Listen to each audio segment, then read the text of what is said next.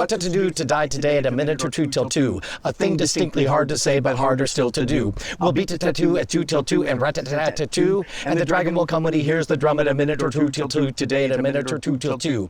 Bebop, bebop, t-t-t, bebop, bebop, t-t-t, bebop, bebop, t-t-t, sop. Unique New York, unique New York, unique New York. That's great. It starts with an earthquake, birds and snakes and airplanes.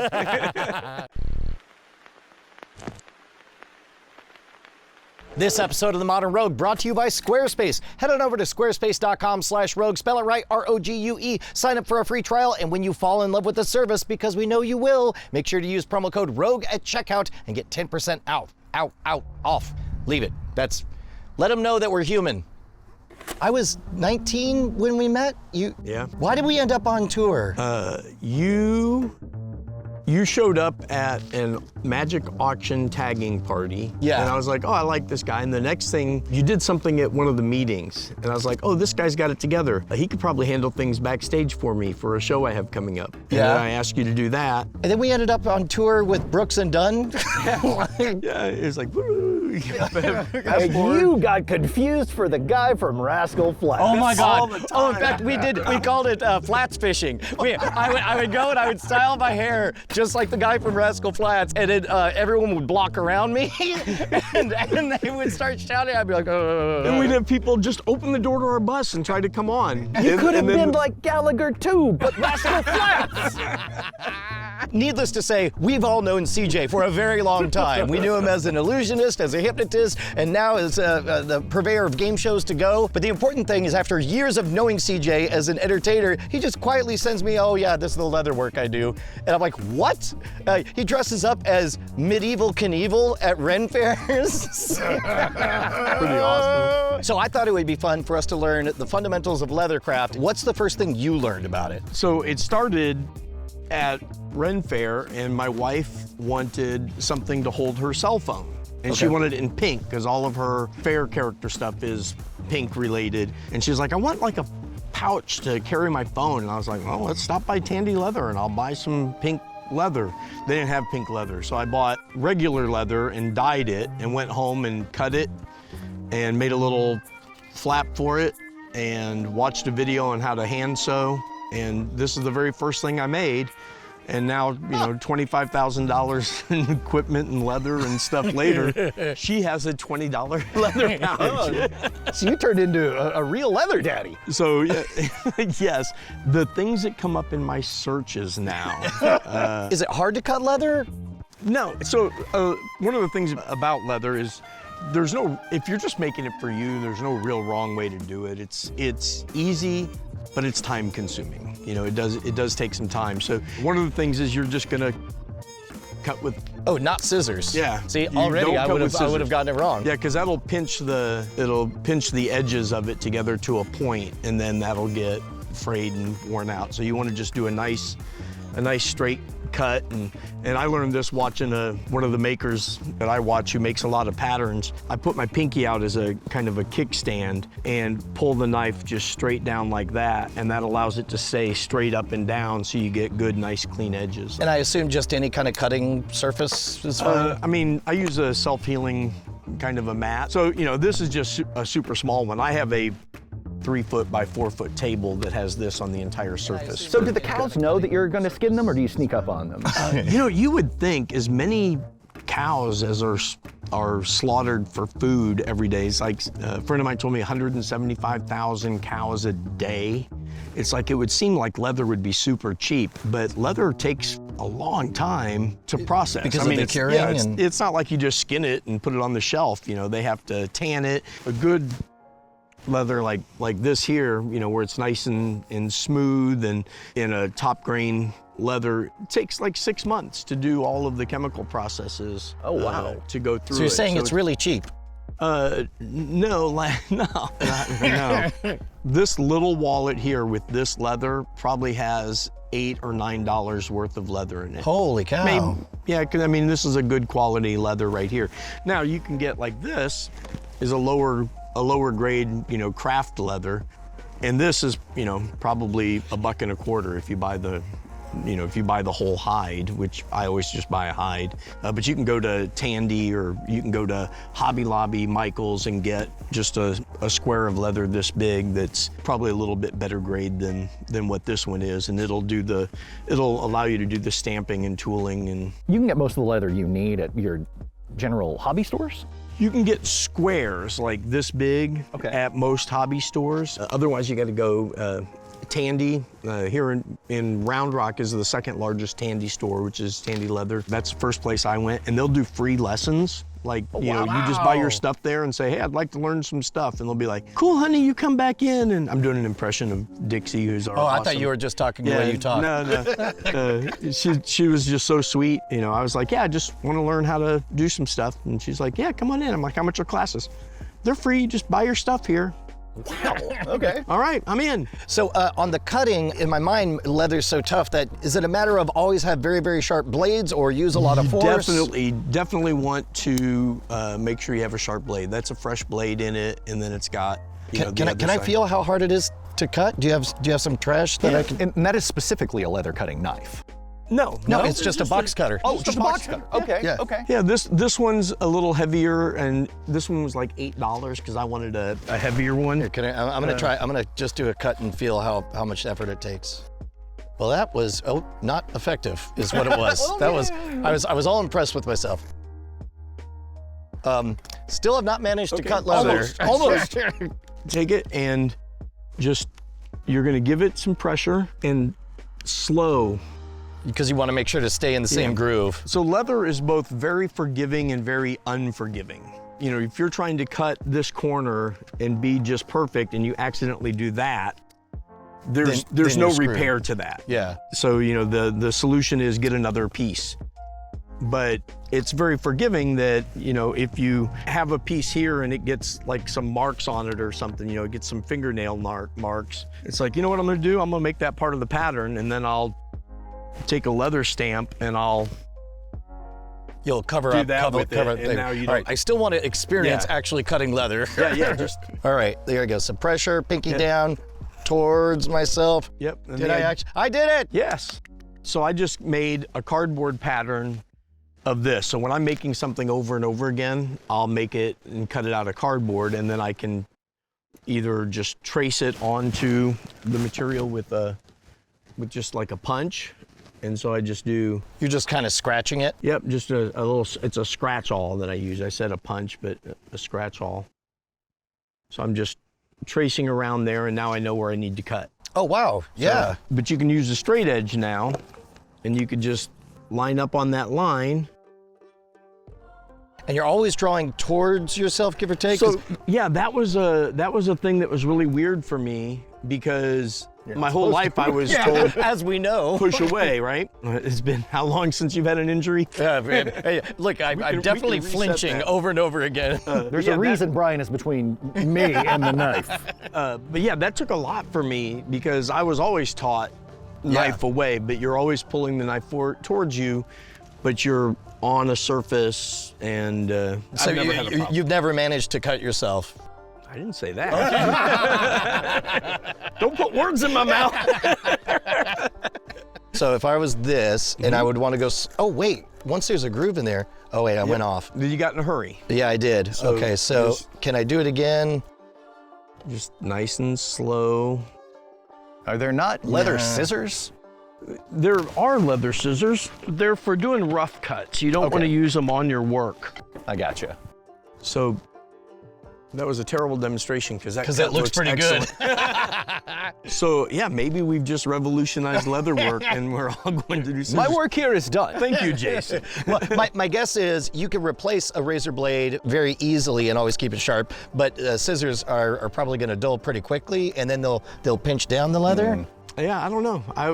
I don't use scissors because I was taught you don't use scissors. Using scissors on leather, if you were at a place where there was a bunch of other people doing leather work and they saw you cutting out your work with scissors, they would be like, That's one of those things that's going to expose you as a, you don't know what he's doing here. Next time you're writing a script, make sure not to have the leather artisans using scissors. Right. Okay, so we've learned about the quality of leather, how to cut. The stitching seems to me, because leather is defined by being hard to poke through. Do you need like a mega needle and a thimble? Yeah, do you punch the holes that You thread punch through? the holes. Oh, of course. Yeah, no, that tracks. So- No, that was First thing you Sixth would, grade. That's what I took. I'm gonna pull together 3 pieces. Like we're gonna make just a very simple wallet like this. It's gonna end up being like this, except just on one side, place for a card, place for more cards or some cash Okay. in there. Nice. Okay. So what you do is you would glue it all together, which I should have done before this, but you would glue the sides that you want. So I'm gonna do it without gluing because I'm a rebel. I'm not gonna do it without gluing. Because like, That was so fast. He just folded. That was amazing. He was like, because I don't care about I care very much about the rules. I'm a rebel. I don't want to teach people terrible habits. No, we're just learning how it works. Maybe just show us with just one. Yeah, I'll just show you with one. So you would take a pair of calipers, or like if you have a protractor. Okay, wow, did that escalate quickly? Suddenly science. Everything was scissors and blades, and all of a sudden it's calipers and protractors. You've known me a long time, You mean and I've not been a compass? precision kind of a person. I do mean a compass, not a protractor. No, I love the idea. Somebody at home just showed up with a plastic letter D. Like, I have a protractor. What do I do with it? Do I need a graphing calculator as well? If you have TI-99. TI-99, yeah. I can play Tetris on it. Anything I pokey. call it a groover. That's not a compass, by the way. This is not. But you could it's get a very tiny if you could compass. set anything that you could set A an fixed 1/8 of an length. inch. This is right at an 1/8 of an inch. I gotcha. And that seems to be a good sign in. So you're gonna just make a mark on the leather an 1/8 of an inch in, Ah, there we go. and then you're going to make your holes. So that is specifically for making where your thread will go. Yes. So you're gonna make a line here. When you start punching holes, how do you make sure they're the same distance apart? Well, you can do a couple of things. The easiest is, by the way, I bought every tool. I bought the cheapest version of every tool when I started out.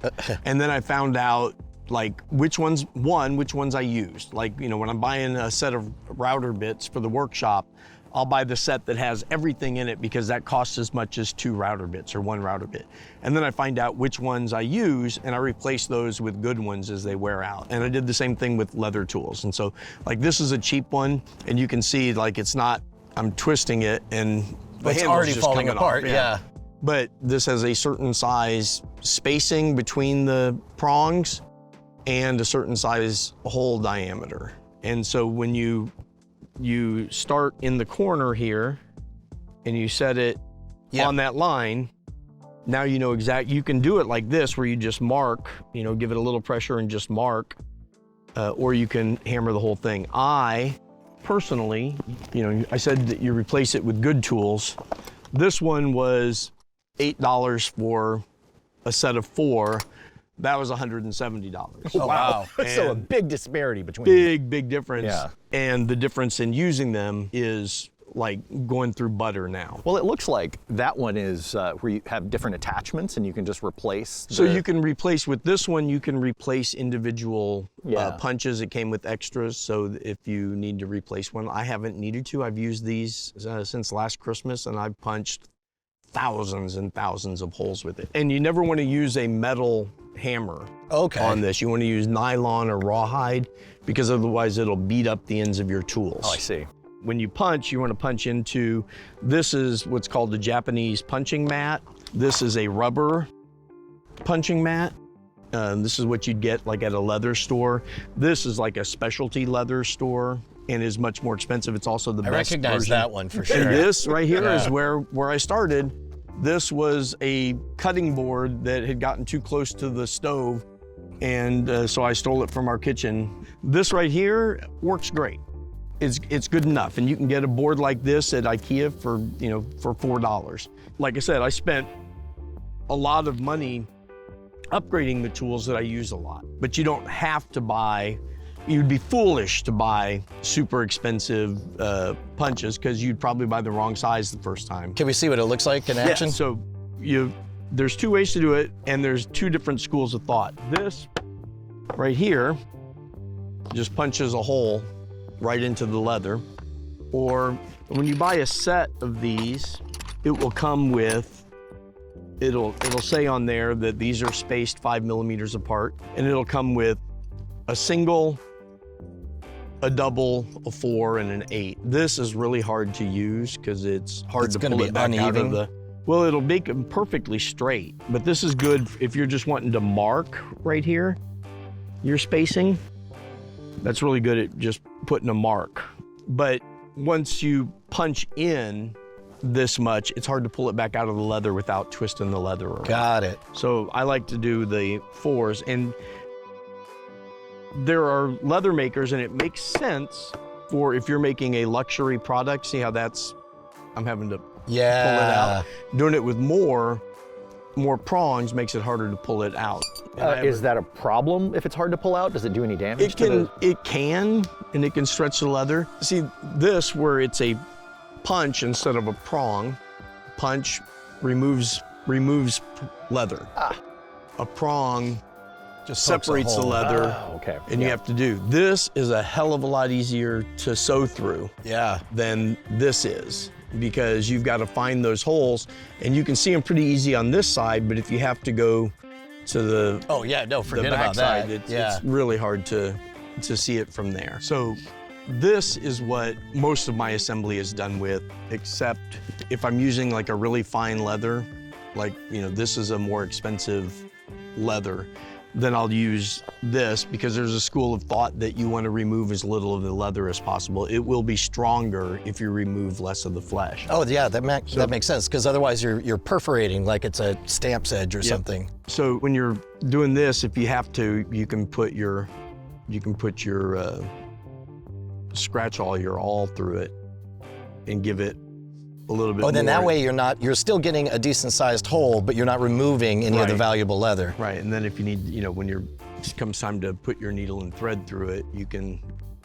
So are these needles, are they specifically for leatherworking? Yes, so these are my favorite needles, and I just ordered some. I lose these things all the time. In haystacks? He's got haystacks everywhere. Yes. I drop them so often I have a magnetic reacher on my workbench, so I can reach down and get them. But they're gonna have a larger eye so that you can get, because you're using, you know, a pretty thick thread, like a 0.8 millimeter thread. Oh, is the thread synthetic or natural? It's polyester thread that you use, and it's waxed. Oh yeah, And look so at that, it that stays nice and straight. holds. Oh, and here's a beautiful secret that I learned watching a guy named Chuck Dorset. He does videos for Weaver Leather, and they put out a lot of really great instructional things, and it was about how to thread a needle. I mean, I've threaded a lot of needles now, so I can do it pretty quick, but you hold it right at your fingertips like that, and then place the eye above it, and just push it through. And it works with regular thread as well. Can I try that? Yeah, so it's just, I mean, I thought when it was, you know, 10 quick things to know, and I was like, yeah, threading a needle, I need to watch that. And then I did it. I threaded a needle very quickly. That is a thing I've never said before. And it's like, you want it to almost be invisible, like you're just launching it through the eye of the needle. Okay, you ready? I'm gonna be here all goddamn day. No, I think you'll get it. Just It's remarkably itty-bitty, easy. like it's a little ant. Oh, Right? holy cat! Right?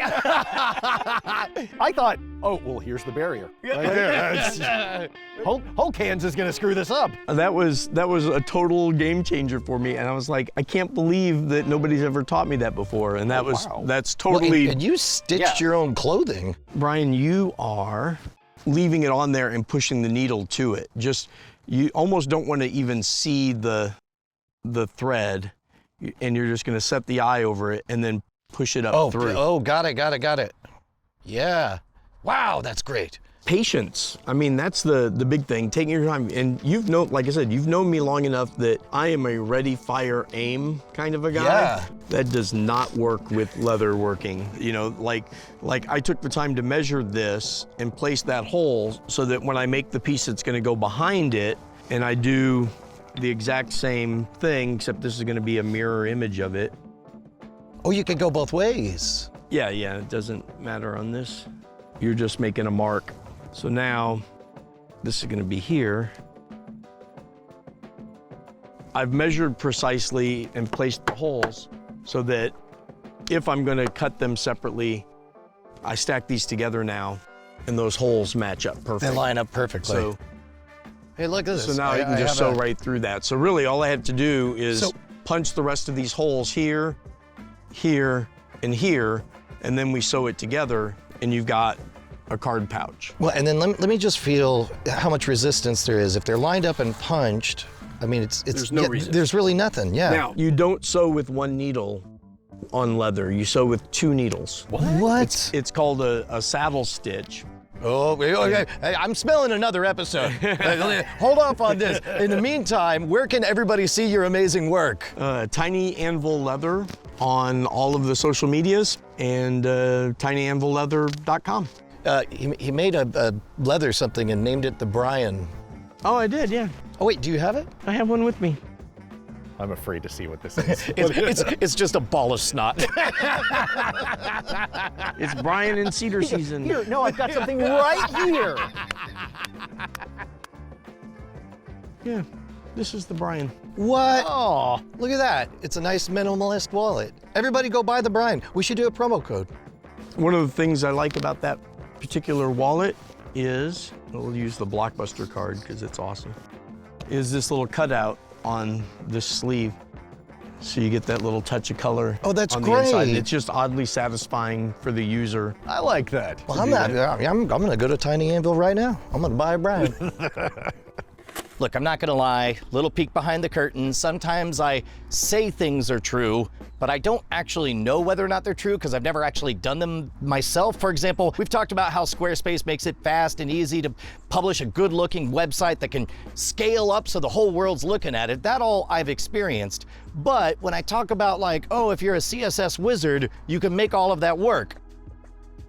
I'm not a CSS wizard, but you know who is our very own Brant Hughes with his new website, emergentbeacon.com. You've seen some of his episodes here on The Modern Rogue, but now he's put all of these amazing footnotes, these citations, all using CSS. He is customizing his site to the max using Squarespace. Put your content on Squarespace, build up an email list using Squarespace, and then use Squarespace for your own e-commerce store. Whatever your message is for the world, it deserves to be out there, and you don't need to get hung up on all the technical mumbo jumbo that it takes to make that happen. Give that job to Squarespace. Use their award-winning designs. Use their scalable hosting so that you can be an overnight success. And best of all, save 10% when you go to squarespace.com/rogue. It'll make us look good, it'll keep us in business, and more importantly, it'll save you 10% off at checkout.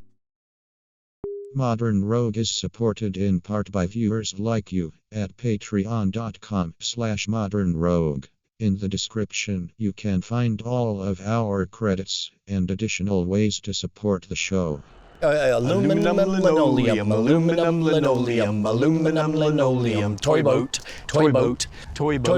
red, you do it 4 times, red leather, yellow leather, red leather, yellow leather, red, yellow, I go on, synonym, cinnamon, synonym, cinnamon, synonym, Yokohama, Nagasaki, Yokohama.